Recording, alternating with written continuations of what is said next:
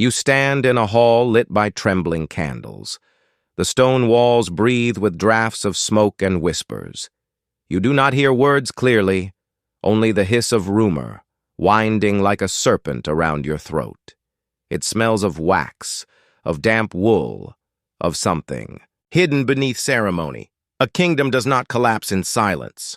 It collapses in murmurs, in half-truths, traded like coins behind sleeves. And here, in the heart of England, you learn the cruelest paradox: a king surrounded by women, yet strangled by the absence of sons. Henry, majestic, brutal, desperate. His body is strong, but his legacy fragile. His reign is measured not in victories, but in the wombs of his wives, in the cries of children who lived and those who died before their names were inked.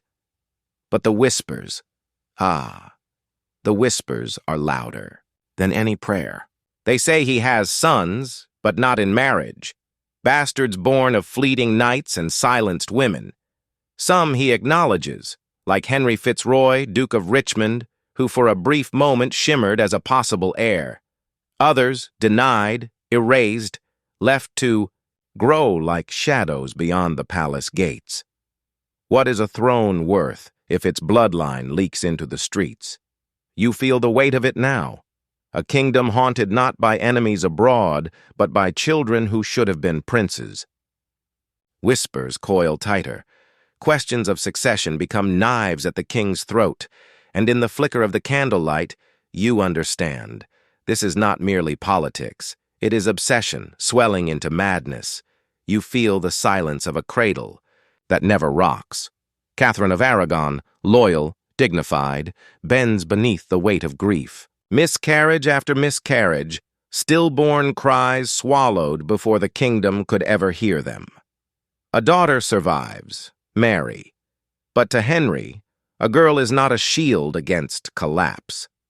He stares at her as if she is both blessing and betrayal, proof of fertility and proof of failure. For a king, lineage is not affection, it is survival. Without a son, his crown trembles, his dynasty cracks. The Wars of the Roses are not distant memory, they are scars still warm. He knows how quickly blood spills when succession falters. Every nobleman becomes a vulture, every distant cousin a contender. The absence of a boy is not absence, it is threat. And so, the court rots into a marketplace where wombs are weighed like coin, where a child's cry is worth more than loyalty or love. Women become vessels, blood becomes currency. Henry's gaze hardens, turning even joy into transaction. Yet beyond the gilded doors, illegitimate children stir. Not heirs, but not harmless. They are both shadows and weapons, ghosts that could undo him, or pawns he might wield. The year is 1519. The court whispers ignite when Elizabeth Blount, the king's mistress, gives birth to a son.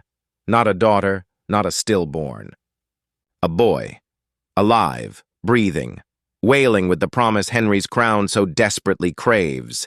He is named Henry FitzRoy, son of the king. The title itself, a confession, a rare acknowledgement of flesh Henry could not deny.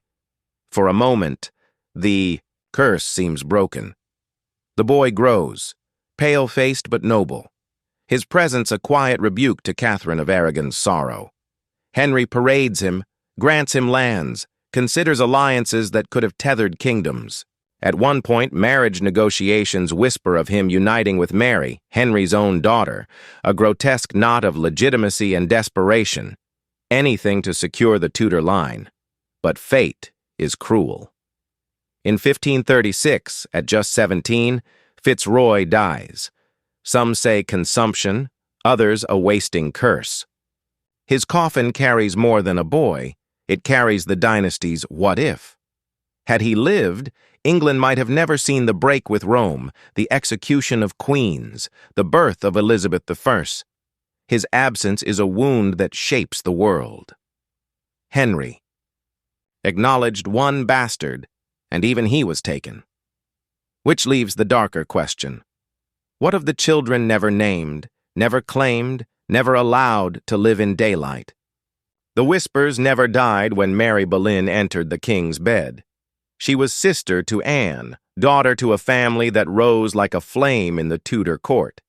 From her womb came Catherine and Henry Carey, children born in the glow of scandal, their paternity forever poisoned by rumor.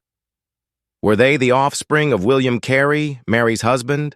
Or did their blood carry the secret pulse of the king himself? At court, tongues wagged mercilessly. Their features, some said the nose, the jaw, the spark of the eyes, looked too much like Henry's. Their fortunes seemed too blessed for coincidence.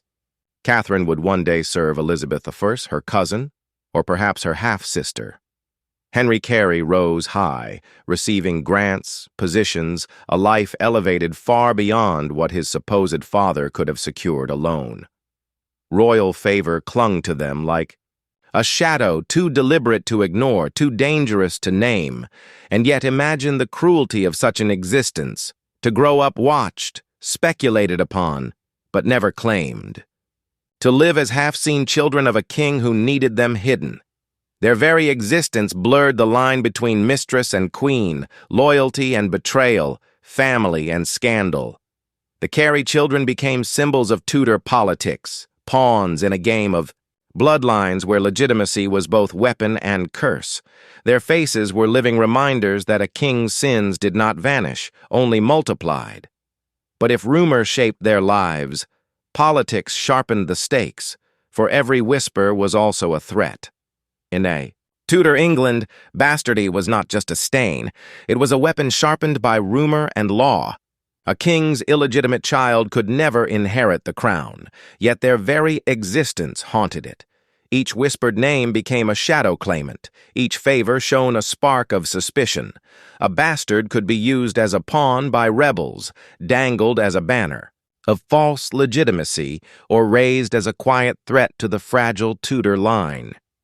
Henry knew this well. His court was a maze of scheming nobles, each hungry for advantage. To acknowledge a bastard was to risk fueling rebellion, to deny them was to leave unanswered whispers that weakened the throne. Bastards were poison in the blood of monarchy, too. Dangerous to crown, too dangerous to ignore.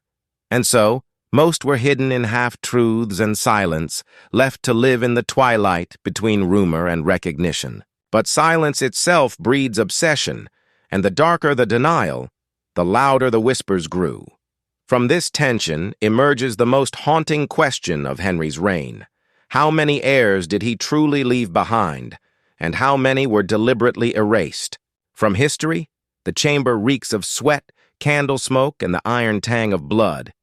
You hear the cries first, raw animal cries muffled behind thick curtains, and then silence. In the Tudor court, childbirth was no miracle. It was a battlefield. For mistresses entangled with the king, every groan carried more than pain. It carried the weight of secrecy, the terror of being found out, and the knowledge that their bodies were bargaining chips in a game they could not control. These women, servants, courtiers, companions, risked everything. Their flesh became the stage for a king's desire, their wombs the vaults for potential heirs. A single child could elevate them beyond queens, or cast them into exile and disgrace. They were stripped of choice, reduced to vessels of rumor and danger. If a child resembled the king too closely, whispers would bloom like rot through the corridors. If the child did not survive, both mother and infant were buried in silence. The men played politics with bloodlines. The women bled alone, in the dark. No recognition, no crown, only the crushing knowledge that their secret would either destroy them or be erased. And yet, centuries later, bones and blood whisper louder than any court chronicler dared. The DNA of hidden children still lingers, in living veins, carrying stories their mothers were forced to swallow whole. Centuries ago, the truth was smothered in candle smoke and whispers. But today, science places its cold fingers on the bones of the past. Where rumor once ruled, DNA now offers its quiet testimony. Y chromosomes trace the unbroken line of fathers. Mitochondrial strands carry the breath of forgotten mothers. Each cell becomes a vault of memory, a confession carved into flesh long after the voices have died. Yet even this science is imperfect. Time erodes, graves are disturbed, and samples decay into silence. A single mutation, a single broken link, can turn certainty into shadow. The past does not surrender easily. It clings to its secrets like a wounded beast. Still, laboratories hum where once courtiers gossiped, and the question of Henry's hidden heirs is no longer only rumor. It is data, fragile and contested, but alive. The blood of the Tudors did not vanish. It seeps forward, searching for recognition. And with every test tube and microscope slide, the boundary between history and living body blurs. Catherine Carey, Henry Carey. Their names echo like faint footsteps down a corridor lined with locked doors. To some historians, they were nothing, more than the children of William Carey, their legal father. To others, their very faces bore the unmistakable stamp of Henry VIII. The jaw, the flame of hair, the proud tilt of the gaze. Yet the evidence is smoke. Records burn away. Gossip twists itself into daggers. Portraits lie as often as they confess.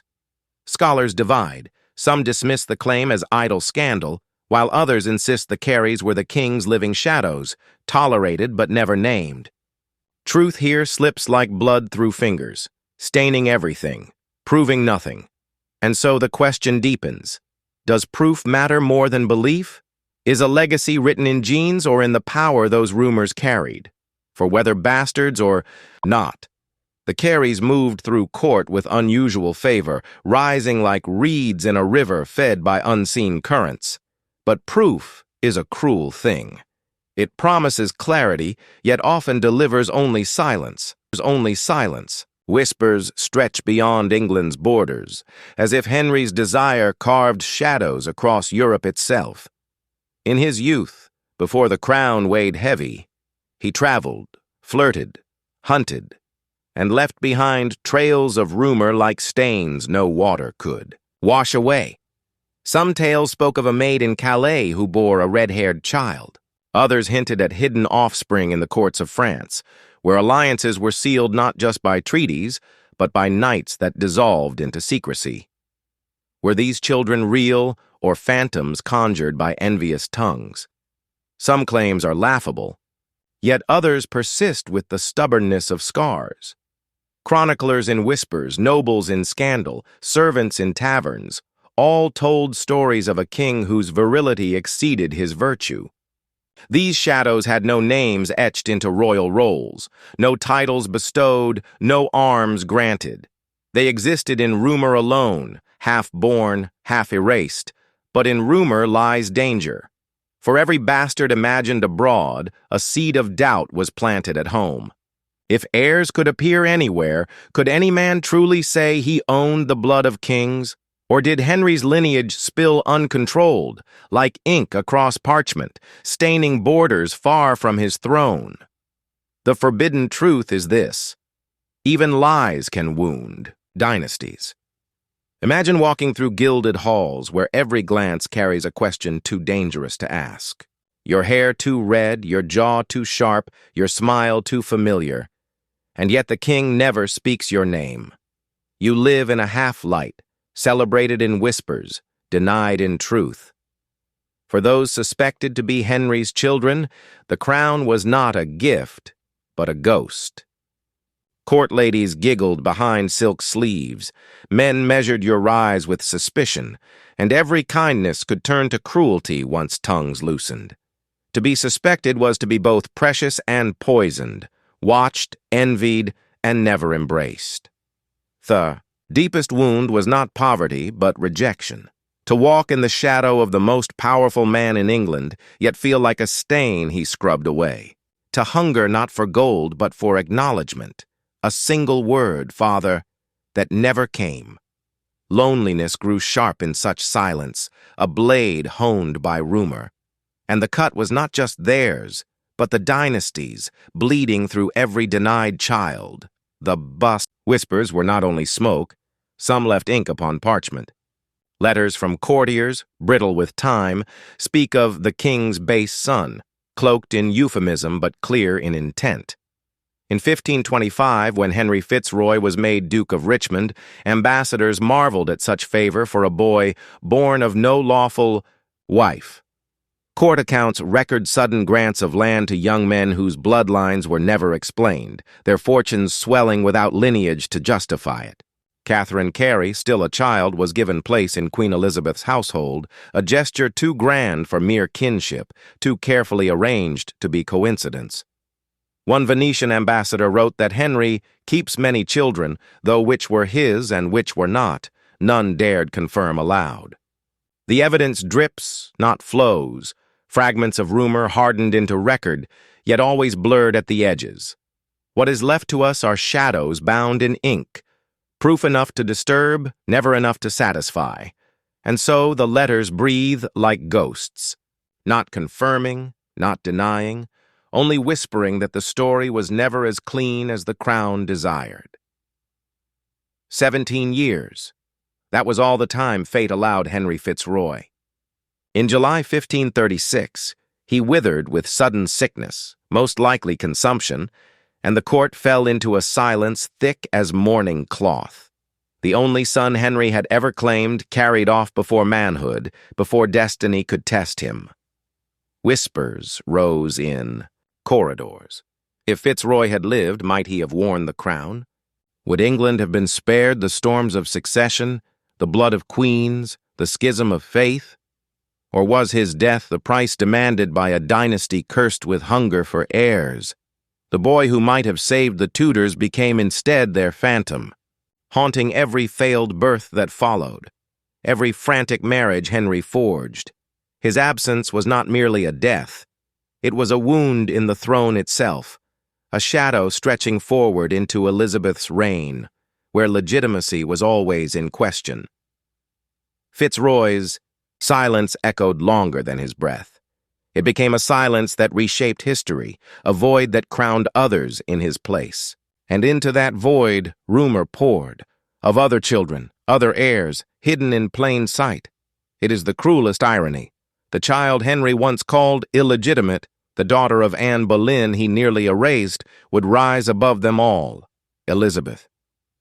Branded a bastard in law, struck from the line of succession, would wear the crown longer than any Tudor before her. In her reign, legitimacy became a mask, not a truth. The same nobles who once spat the word illegitimate now bent their knees, pretending blood was pure when power demanded it.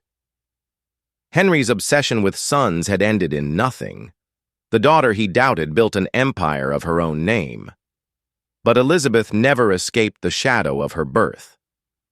Every decision, every performance of majesty was also a defiance, proof that the stain her father marked her with could be turned into gold. The hypocrisy was complete, a dynasty destroyed by the hunger for heirs, redeemed by the very child denied. And so the circle closed.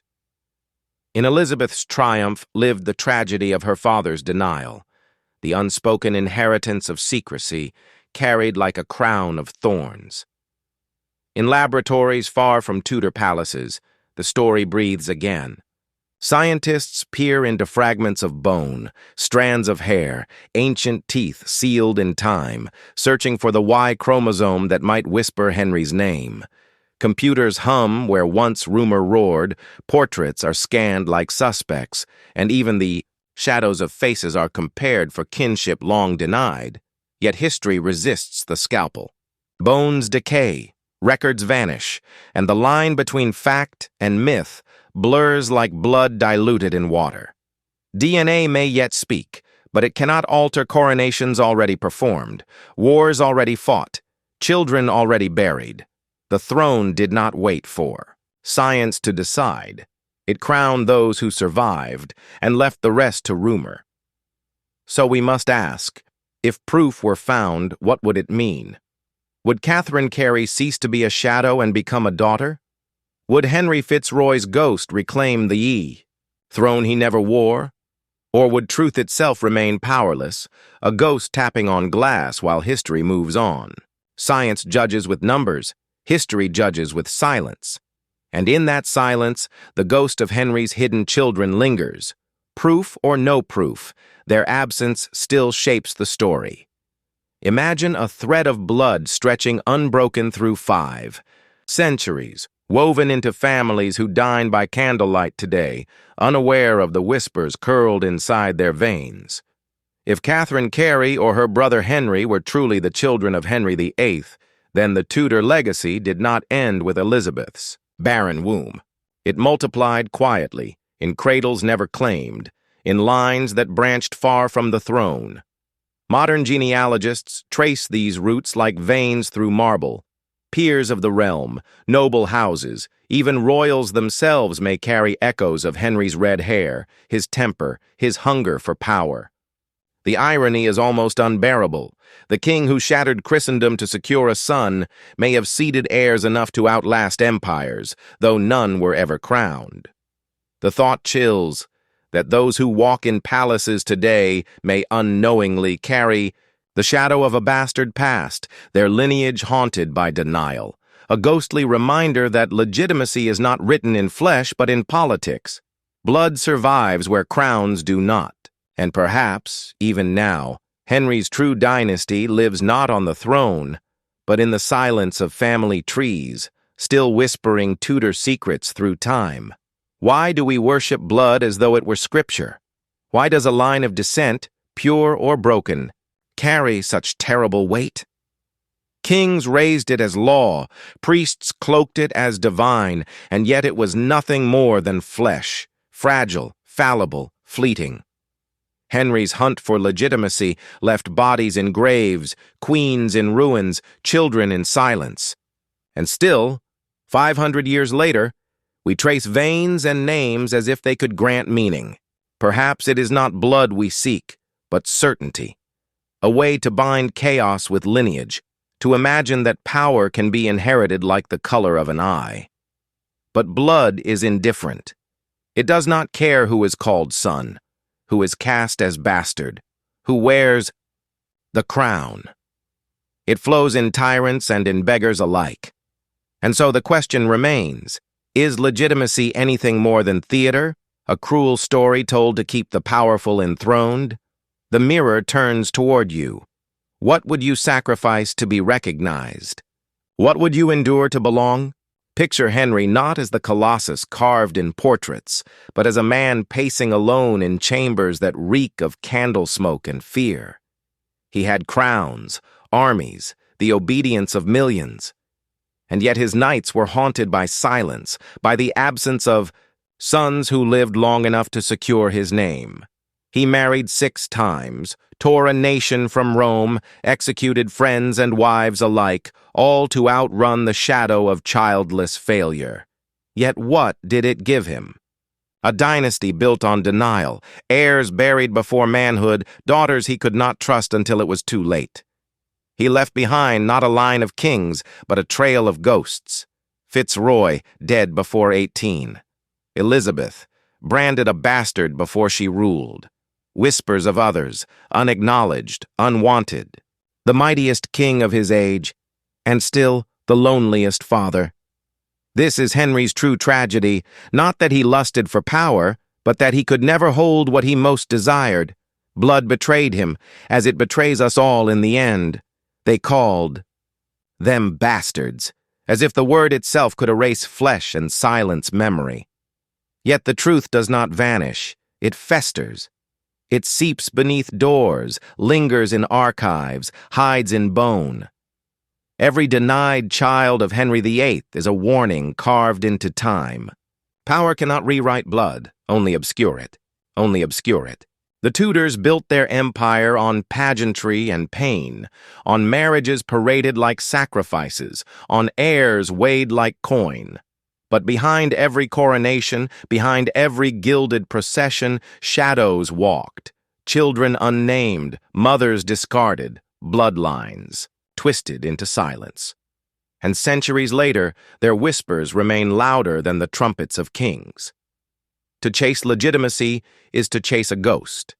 It consumes, it destroys, it leaves only ruin.